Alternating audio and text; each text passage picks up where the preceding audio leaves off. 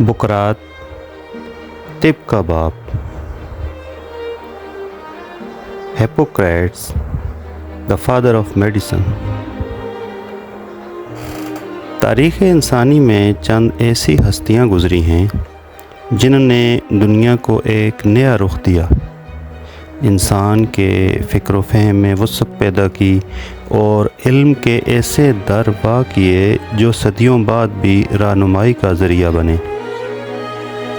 انہی نابغہ روزگار شخصیات میں بقراط یعنی ہپوکریٹس کا شمار بھی ہوتا ہے، جو نہ صرف یونان بلکہ پوری دنیا میں طب کے بانی کے طور پر جانے جاتے ہیں۔ وہ ایک عظیم طبیب، مفکر، فلسفی اور معلم تھے، جنہوں نے طب کو ایک منظم علم کی صورت میں دنیا کے سامنے پیش کیا۔ بقراط کی پیدائش 460 قبل مسیح میں یونان کے ایک جزیرے کوس میں ہوئی۔ ان کا تعلق ایک معزز طبی خاندان سے تھا۔ بقراط ایک طبیب خاندان میں پیدا ہوئے۔ ان کے والد ہیراکلائٹس بھی ایک مشہور طبیب اور ماہر معالج تھے۔ خاندان میں طب کا پیشہ ورثے میں منتقل ہوتا تھا، اسی لیے بقراط کو بچپن سے ہی طب کی تربیت ملنا شروع ہو گئی۔ خاندان کی روایت کے مطابق بقراط کو بچپن ہی سے طب کا شوق ہوا اور انہوں نے طب کی تعلیم اپنے والد اور دیگر طبی ماہرین سے حاصل کی۔ اس نے طب کے علاوہ فلسفہ، فطرت اور انسانی جسم کے بارے میں بھی علم حاصل کیا۔ وہ دور چونکہ مشہور یونانی فلاسفہ مثلاً سقراط، افلاطون اور ارسطو کا دور تھا۔ بقراط انہی نابغہ روزگار شخصیات کا ہم عصر تھا، اس لیے وہ ان کے افکار سے بھی متاثر ہوا۔ بقراط نے یونان کے مختلف علاقوں کا بھی سفر کیا، مریضوں کا علاج کیا اور مقامی اطباء کو تعلیم بھی دی۔ اس نے بیماریوں کو جادو یا دیوی دیوتاؤں کا کیر سمجھنے کے بجائے انہیں قدرتی وجوہات سے جوڑا۔ اس کا طریقہ علاج مشاہدے اور تجربے پر مبنی تھا، جو جدید میڈیکل سائنس کی بنیاد بنا۔ انہوں نے فطرت، جس میں انسانی اور بیماریوں کے درمیان تعلق کو سمجھنے کے لیے گہرے مشاہدے اور تجربات کا سہارا لیا۔ بقراط نے طب کو جادو، توہم پرستی اور مذہبی عقائد سے نکال کر سائنس اور عقل کی بنیاد پر استوار کیا۔ اس سے پہلے بیماریوں کو دیوی دیوتاؤں کا عذاب سمجھا جاتا تھا، لیکن بقراط نے یہ نظریہ دیا کہ ہر بیماری کی کچھ قدرتی اور جسمانی وجوہات ہوتی ہیں۔ اس نے انسانی جسم کو ایک ایسا نظام قرار دیا جو فطری قوانین کے تحت کام کرتا ہے۔ بقراط کا دور یعنی 5ویں صدی قبل مسیح وہ زمانہ تھا جب یونان میں سائنسی، فلسفیانہ اور فکری بیداری کی ایک نئی لہر اٹھی تھی۔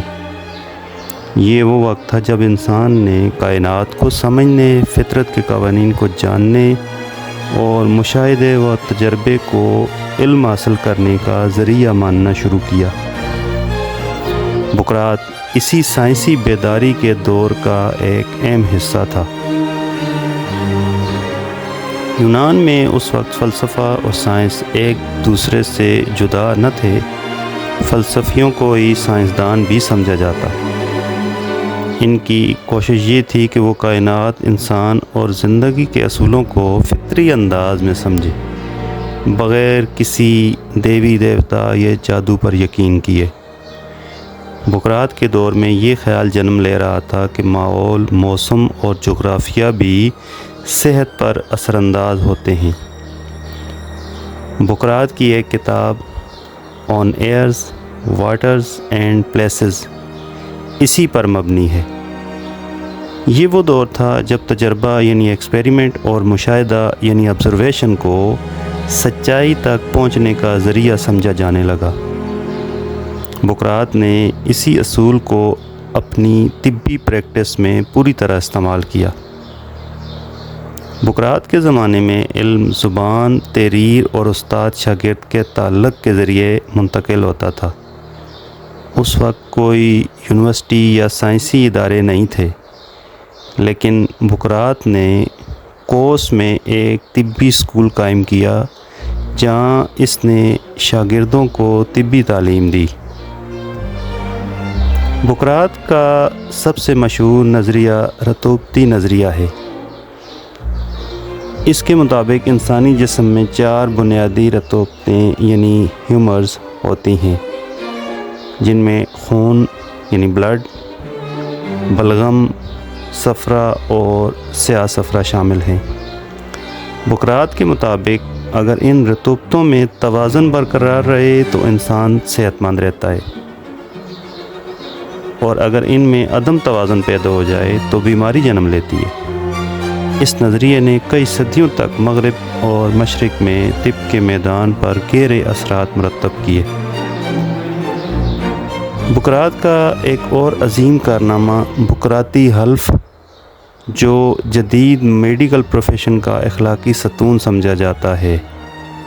یہ حلف ایک قسم کی قسم ہوتی ہے جو نئے ڈاکٹر اپنی پیشہ ورانہ زندگی کا آغاز کرتے وقت لیتے ہیں۔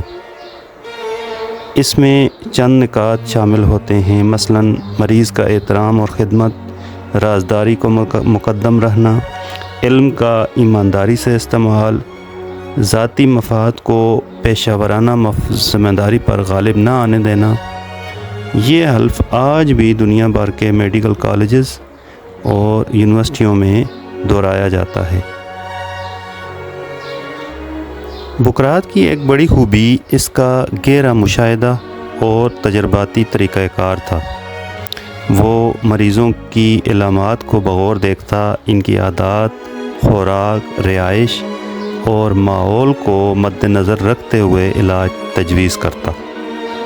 اس نے طبیب کے لیے چند اہم اوصاف بیان کیے، مثلاً مشاہدہ کی قوت، تحمل مزاجی، اخلاقی طرز عمل اور مریض کے ساتھ ہمدردی وغیرہ۔ بقراط نے خود کئی کتابیں تحریر کیں اور اس سے بہت سی کتابیں منسوب بھی ہیں۔ ان سب کا مجموعہ کارپس ہپوکریٹیکم ہے، جس میں تقریباً 70 کے قریب رسالے اور کتب شامل ہیں۔ ان میں علاج، جراحی، حفظان صحت، جسمانی ساخت اور بیماریوں کی تشخیص پر گہرائی سے بحث کی گئی ہے۔ اس کی مشہور تحریروں میں on air, waters and places, on the secret diseases, aphorism, the prognostics وغیرہ شامل ہیں۔ یہ تمام تحریریں ایک طبیب کو صرف دواساز نہیں بلکہ ماہر نفسیات، محقق اور انسان دوست بننے کی ترغیب دیتی ہیں۔ بقراط کا فلسفہ اس کی طبی خدمات سے بھی آگے بڑھ کر انسانی زندگی، فطرت اور اخلاقیات کو بھی شامل کرتا ہے۔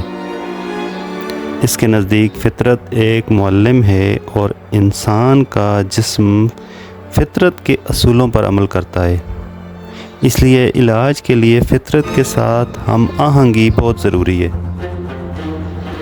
بقراط کہتا تھا، let food be thy medicines and medicines be thy food، یعنی غذا کو اپنی دوا بنا لو اور دوا کو اپنی غذا۔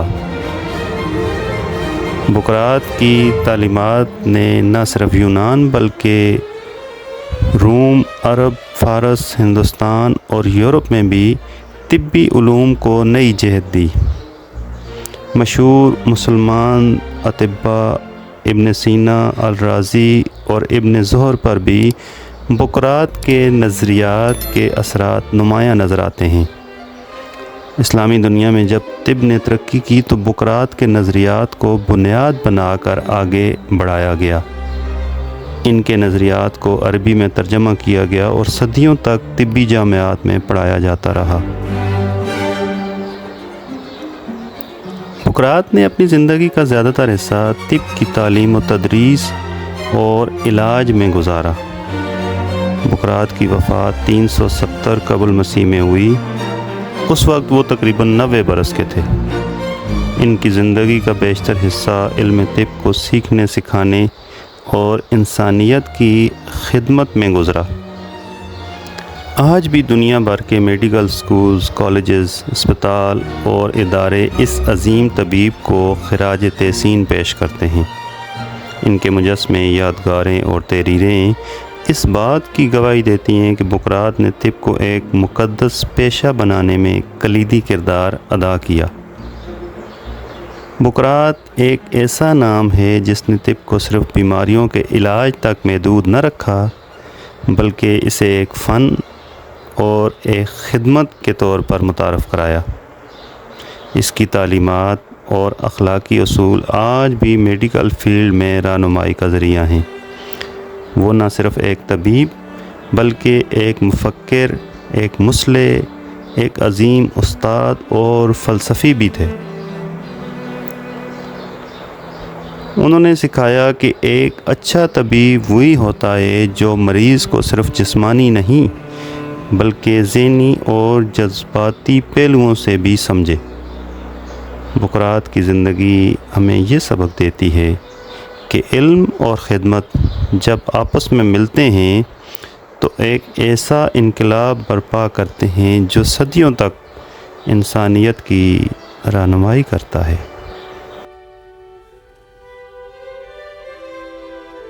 Please like, subscribe, share and hit the bell icon to receive more videos. Thanks.